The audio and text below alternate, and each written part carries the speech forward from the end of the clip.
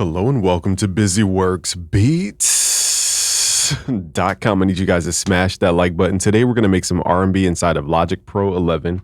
I'm on the Mac Mini M4 Pro right now, and it's awesome for music production and video stuff. Let's go to where it says, let's right click, go to New Software Instrument, and we're going to go to the drop down right here, and then find our E-piano. Under vintage keys, we're going to go to where it says vintage electric piano. So that's the sound we're starting with today. We could try out different presets, but it's a little bitey for R&B. You want something soft. Now, if you play the notes hard, you're going to get a bitier sound, but if you play it softer, you get a softer sound. So what I'll do to compensate is I'll turn up the volume, but play softer. Okay, and if we have to turn the effects off, we will. Okay, so first chord we're going to mess with is the A minor 11th chord. Let me just show you guys what this chord actually looks like instead of trying to explain. So here are the notes: A, C, E, G, B, D. The next chord is going to be based off of a B minor ninth, but what I'm doing is I'm raising the top note just up a half step. So that's B, D, F sharp for B minor, and then A, and then here I'm playing D, more as a melodic tone, because what we can do is pull that top note down a half step to the actual minor ninth chord. So it's like a raised third into a minor ninth. So here's what it sounds like so far.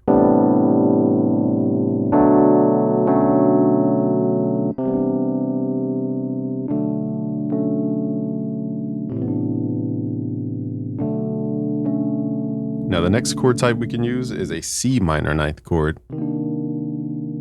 Okay, so this is C, E flat, G, B flat, and then D. So I'm giving you guys chords you can kind of use interchangeably. You don't have to use these in order.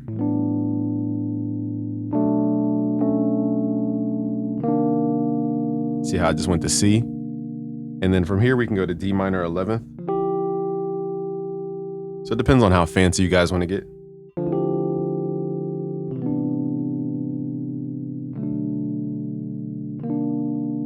So we could do something like that. So let's start at D. Let's move to A. We're going to move to B and then C. That will be our chord progression. So it sounds more convoluted, but when you start practicing it, you're like, oh, okay, wow. Yeah, this sounds pretty dope. Pretty dope. Let's record this in. Now the hardest part is just recording to where you're not slamming on the keys here. That's the hardest part.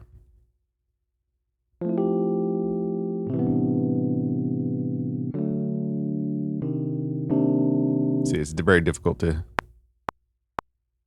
And what I'm also going to do is wait one bar so that I don't miss any notes in the beginning.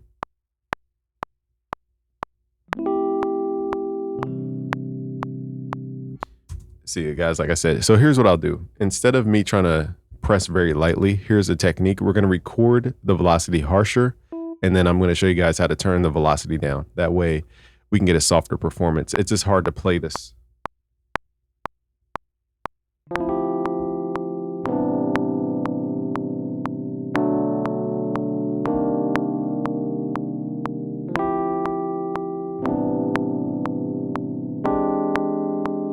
So I added a dominant chord in there just to spice it up.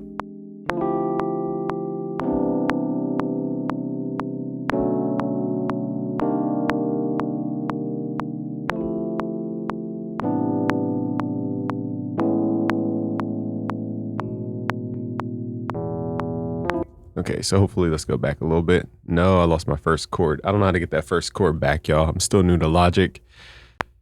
Oh, you know what? Never mind. That was what the bar was for. Never mind. Forget what I just said. Okay, now let's look at the MIDI so you guys could just like pause this video and see all the chords.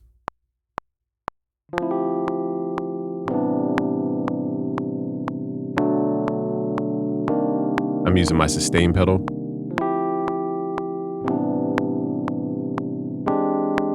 So here's that E dominant chord I'm talking about.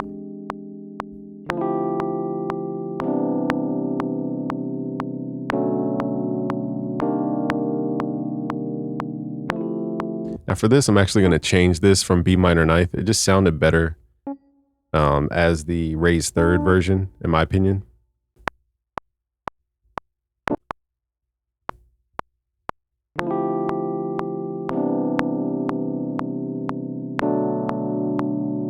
And because that top note stays the same. Here's that last chord I added in. Okay, so now we're gonna hit Control A, and all we have to do, now this is tricky because one of my notes I hit was a really low velocity, so let's fix that first. So what it's gonna do is basically, I think it seeks the lowest velocity. So if you hit Control A, it finds the lowest velocity, I guess is the only word, that you hit on a key. And what you could do is turn everything down relatively. So let's turn everything down. Now we get a softer performance.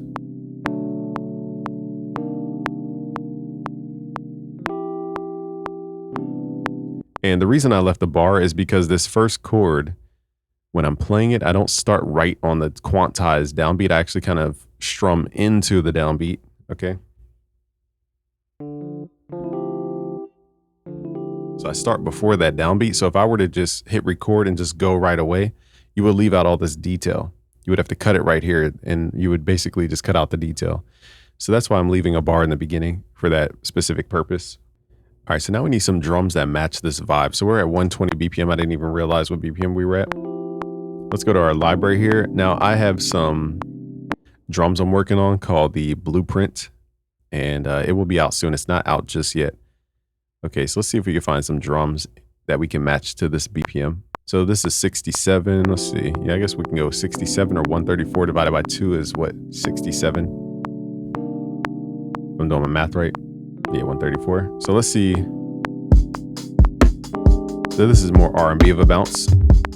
Okay, so we're going to take this file here. We're going to drag it in. So this is a file at 134 BPM. So what I will do is remember that we're at 120. So let's go to 134. Okay, so I'm just going to write down 120. And then now I'm going to drag the drums in so I could easily line it up. So let's just left click, drag and drop, because it gives you the number right there. Now, before we start changing the BPM, we need to turn on flex mode, which is this DNA icon right here. Turn that flex mode on, or rubber band, whatever this is, and then turn the flex on for this specific channel. And then we can go back and drop the BPM. Let's see what it sounds like. And again, we need to make sure we start the drums a bar over.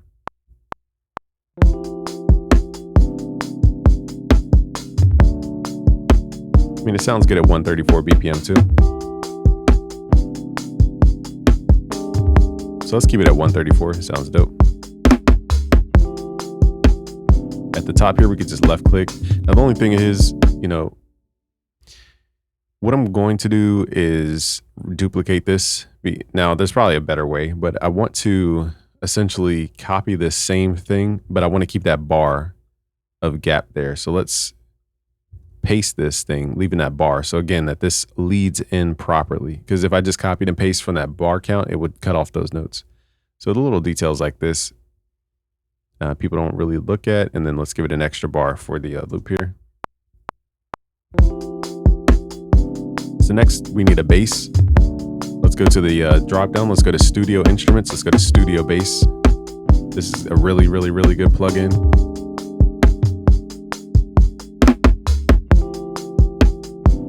Let's open this up, make it a little bit bigger. And I usually stick with classic. You guys can mess with the acoustic upright if you want. For certain styles, you know, it might be cool. But you know what, let's make sure this actually lines up.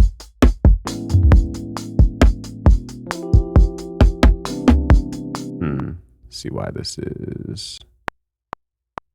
It's weird producing a bar over because everything is like jarbled up. Okay, so this would be normally, this is why it's so confusing. Let's see what it sounds like if I just cut off that bar and move this to the left. Now we are sacrificing that first chord. See, as you guys heard. Let's get rid of this. We're missing some notes here. Yeah, let's not do it that way. Let's just do it the way I had it. Just got to figure out where this chord would naturally start. 1, 2, 3, 4. 1, 2, 3, 4. Okay, so I just had this put in the wrong spot. Let's zoom in. We got to get that on the bar count. There we go. So that was my mistake.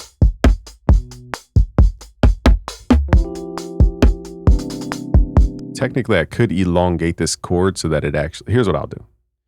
Let's go back and re-record this chord because it has more information that I want in the actual chord. And then we'll do the velocity editing thing. So let's record this.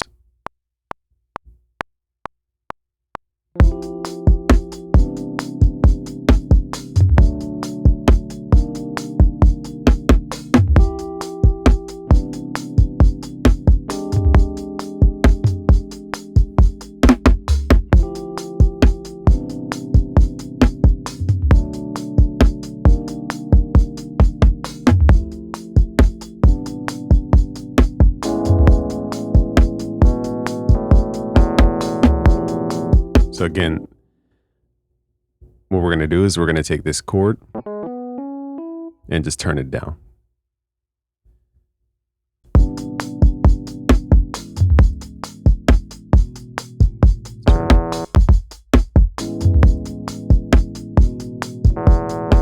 We're going to get rid of any heavy notes because that creates the bite.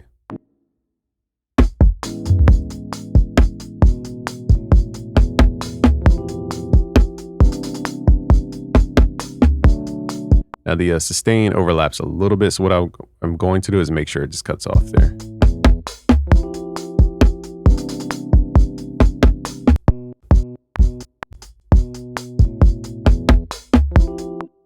It's a little quirky dealing with this.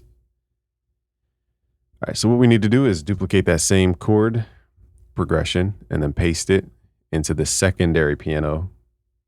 That way we have all the MIDI information. Again, I'm sure there's a faster way to do all this stuff.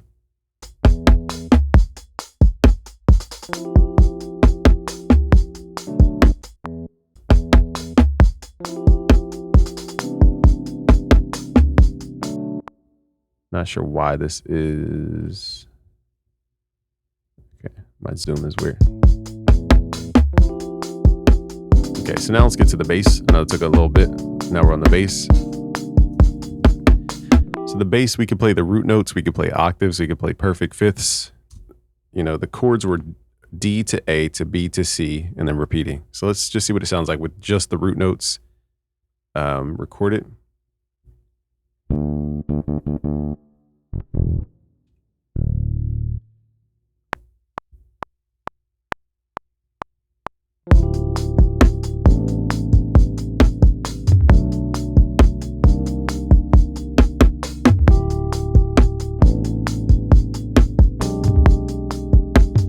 So on that last chord, I forgot what I played. I think I played E.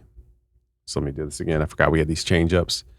Let's do this one more time. So E was our variation. I'm just going to keep a note. It goes D and then A and then B and then C. And then I did a variation to E and I did another variation at the end to A, I want to say. So let's just record this.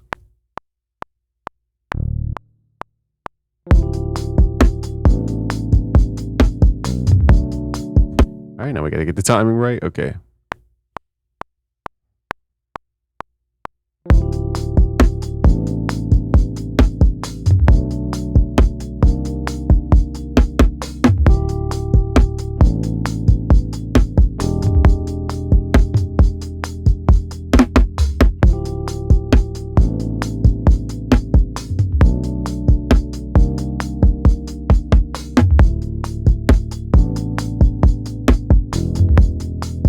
Got that right.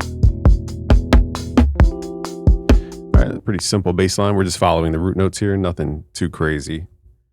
And now we need to copy and paste this over. So let's just hit Control C. Some people tell me to loop it, but the thing about looping is you have to make sure it's a perfect ending and that it lines up to the next section here. For now, it's going to loop that.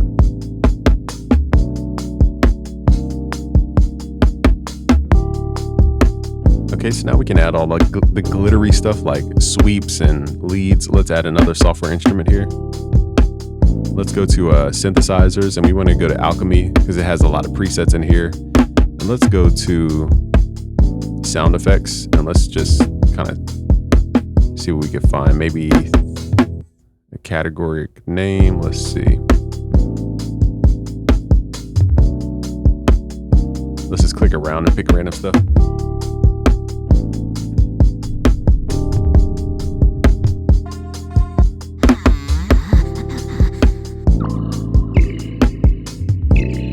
So this is more of a texture that we're adding to the beat than a tone.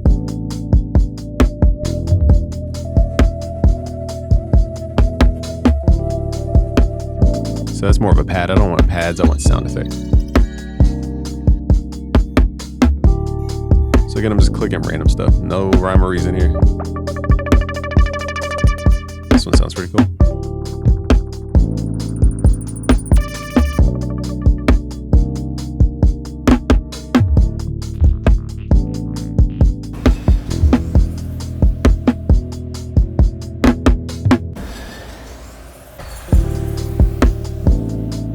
All right, so I'm gonna follow the root notes here. I need the metronome to count us into that first bar because the drums aren't there. Let's just turn the sound down. Just playing the root notes.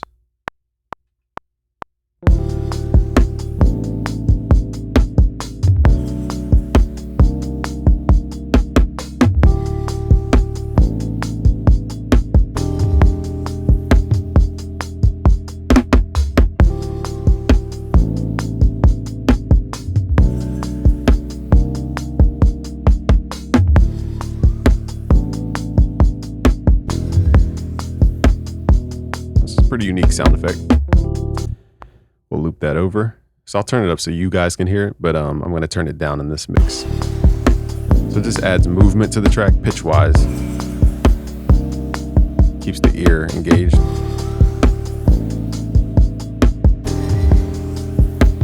If anything, we can add a channel EQ to get rid of any low frequencies we might not be hearing. So it's a lot of sub in here. Let's add a high pass filter. 24 dB per octave, and then let's just sweep. Let's get rid of anything below about 200 hertz. We don't need all those frequencies. Let's turn this down. Okay, so now we can look for more lead sounds. Let's right click, add a new software instrument. Let's click the drop down here. Let's go to synthesizer and let's go to retro synth here. You guys can look at presets, it might be faster. So let's just start here with presets. And now we're going to map out the scale.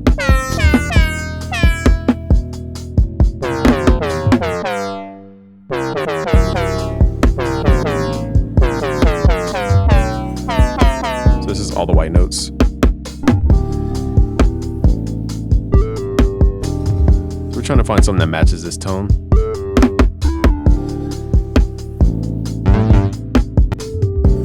This is very clean of a sound. Now we got to make sure one thing. Let's go to settings here and let's make sure the polyphony is set to legato so the notes slur into each other. Like that. And now we can just add little ear candy stuff. Let's just record this.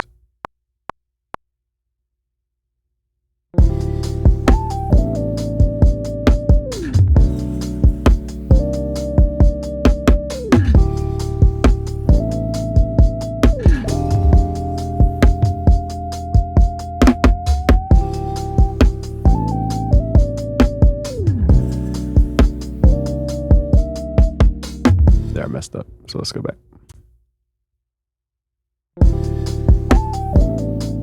Let's turn this down. We could add like tape delay. There's no like rhyme or reason here. We're just going to widen the sound out. Just going to move a little bit quicker here because again, this is arbitrary. We're going to turn the spread here up, turn the wet level up, and then mess with the feedback time.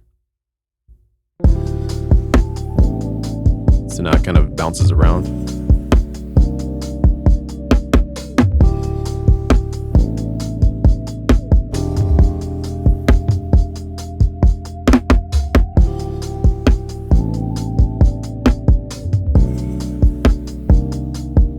And then here we can continue that recording.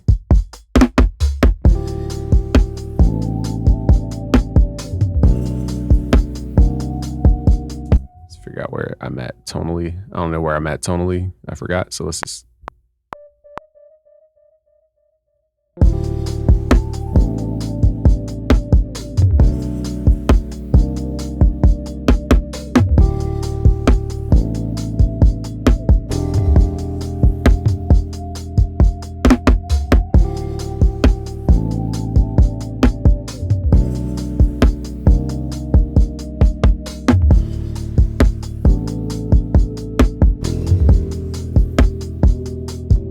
very end here, that's not going to match. Let's just let it be. We're thinking too much.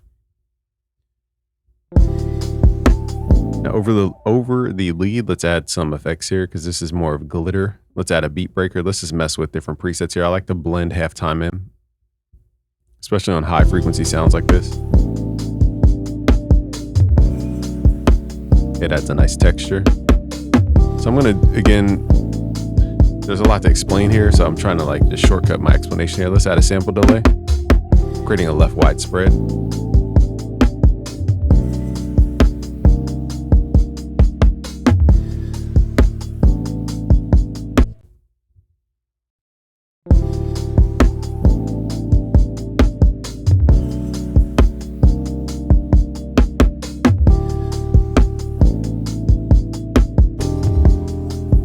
See if we can add a tremolo to this E-piano. I think there's a built-in tremolo. Let's mess with this. It'll keep the piano moving around.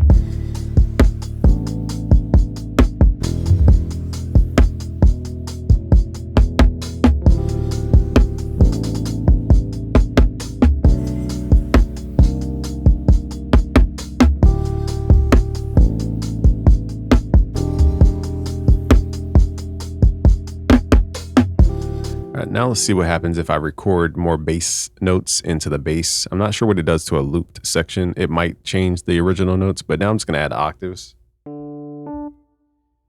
And let's get to the bass.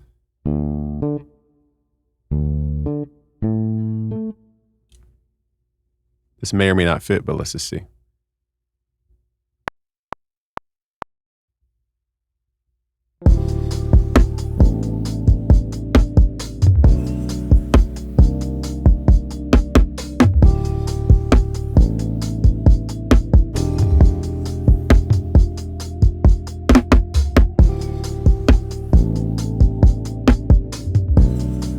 Didn't realize I'm recording my mic, y'all. That was my mistake.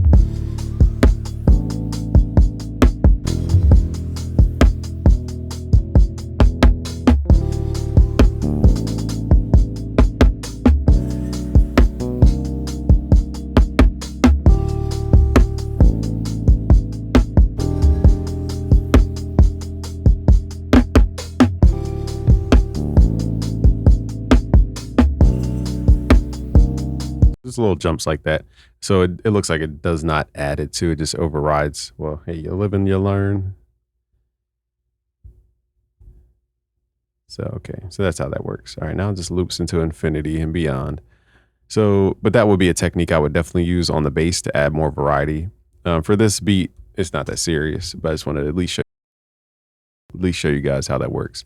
I think we have everything we need. We have drums, we have bass, we have E-piano, we have a lead sound. There's really not, if you add too much stuff, it just becomes too convoluted.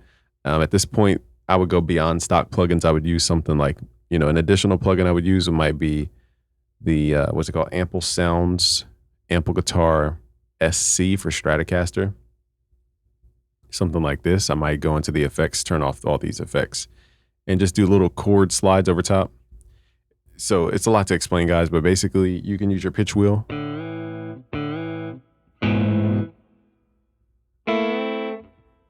It can only slide notes that are not the root, you know, the starting note on a string though.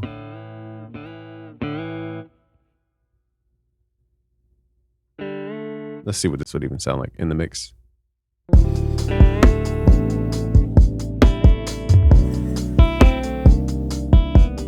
Now another way we can add this is a wah guitar. We could do wah stuff. This is arbitrary, but let's just see if it fits.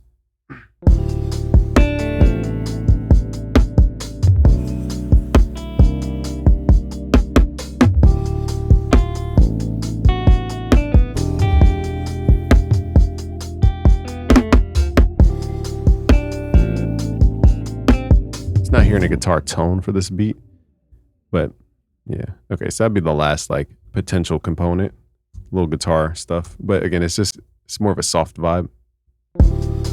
Let's just mix this a little bit on the stereo. So for this one, I'd probably go multi-band compressor, the multi-pressor. Just tame up some of the lows here as it's already doing. Let's just lower the ratio so it's not so aggressive.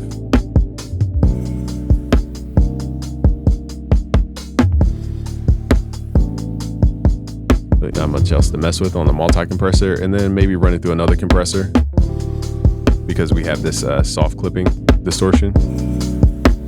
The tricky part is we don't want the drums to be too aggressive. So in this case, the compressor is making it way too aggressive. Let's add an EQ, channel EQ. Boost up the lows just a little bit, and then boost the entire gain signal.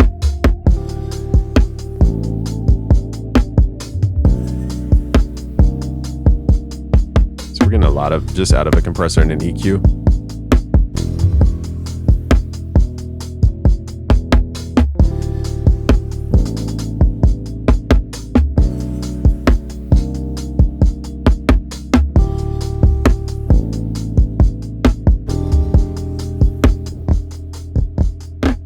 If you want to go like, it depends on what style you guys are going for, but sample delay is a really cool way to create a stereo width without, it's just a cool way to widen stuff. Now, I would only do this for specific styles though. Even like this, even though it's biased to the left, sounds cool. Now this is a very strong width. You're basically 100% widening the sound with this technique. If you want to pull it back in, you can do. That was my mistake. Okay, so let's get rid of this and let's add a direction mixer here. And this is how we can kind of manage the stereo width. So we could pull in the highs a little bit and then pull the lows all the way mono. So now we have a more controlled stereo width.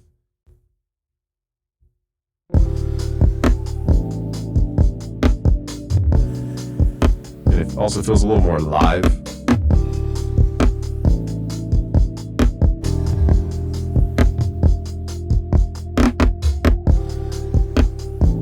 So for this, again, it's more of a style. So let's just keep it all centered for now.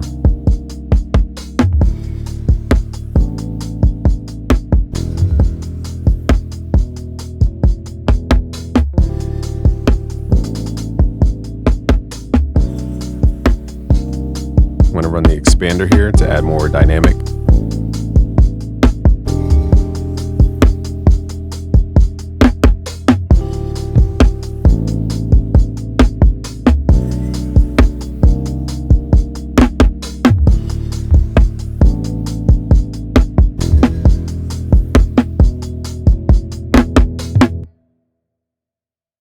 So if we want a more vibe, let me show you guys a couple things. Let's create a track stack out of these two pianos just so we can see them as one thing.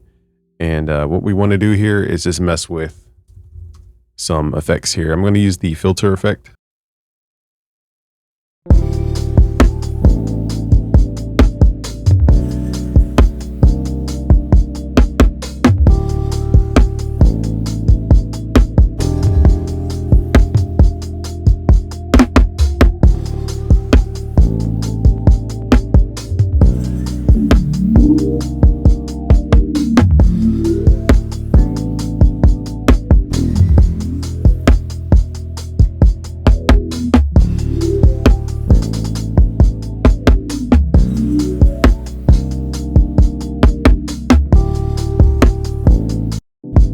Now for this song, I'm going to blend the original signal so it's not super filtered, and then kind of blend the effect. It will create more of a chorusy, phasey sound.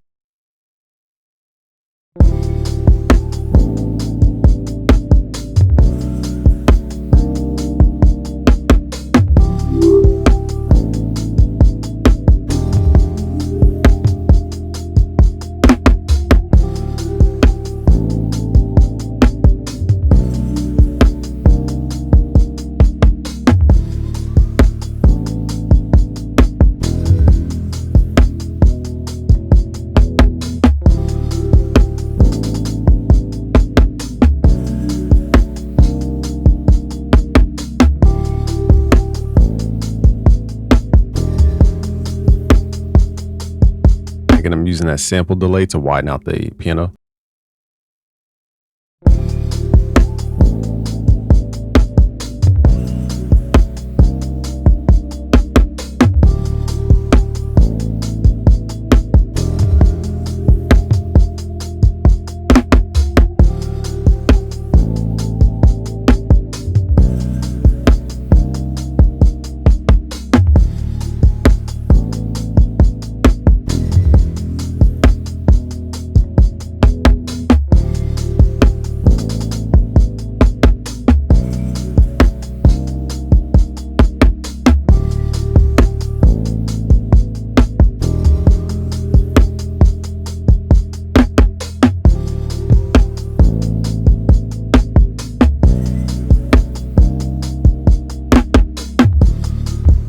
Let's run this once more.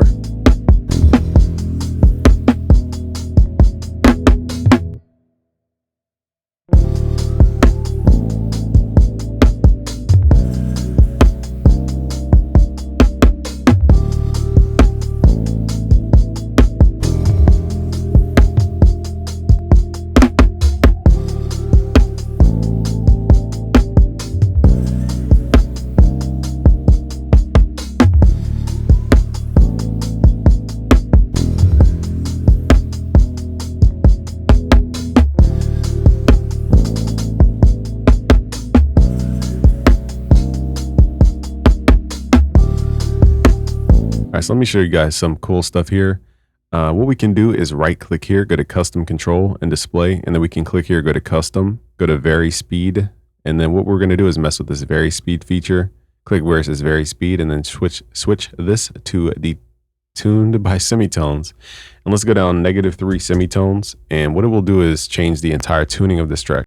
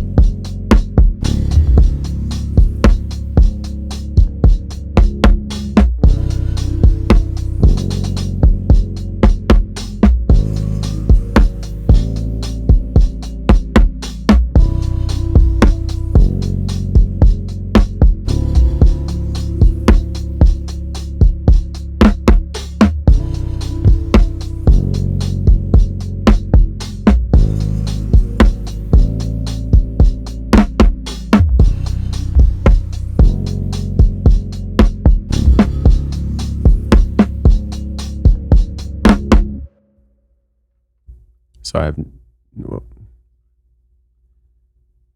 right. So when you have a mic on vary speed, it just has like a weird delay. Anyhow, so that's how you guys can slow the track down. Let's also try pitching this sample up. All right. So here's what it sounds like pitched up to 3 semitones up.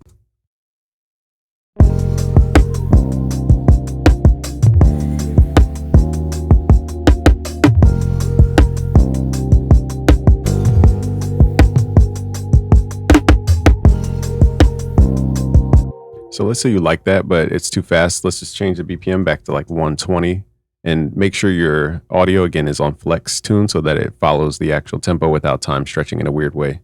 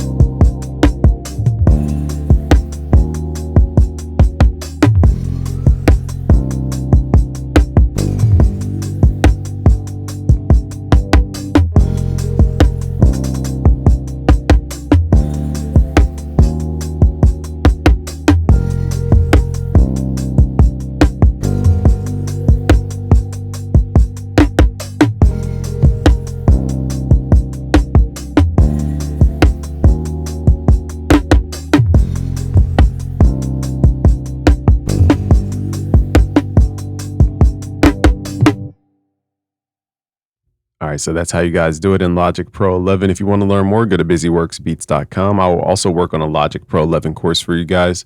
But in the meantime, I'm going to finish out this this drum pack called Blueprint. It's going to have drum breaks in it, drum one shots from kicks, snares, hi-hats, all that type of stuff. So it's built for hip hop specifically, but as you guys saw, we just used it to create R&B. So it's going to be a nice blend. So I'll have that out soon. It's not out yet. Just go to busyworksbeats.com, sign up for free, and I'll let you guys know when it's out. Peace out, guys.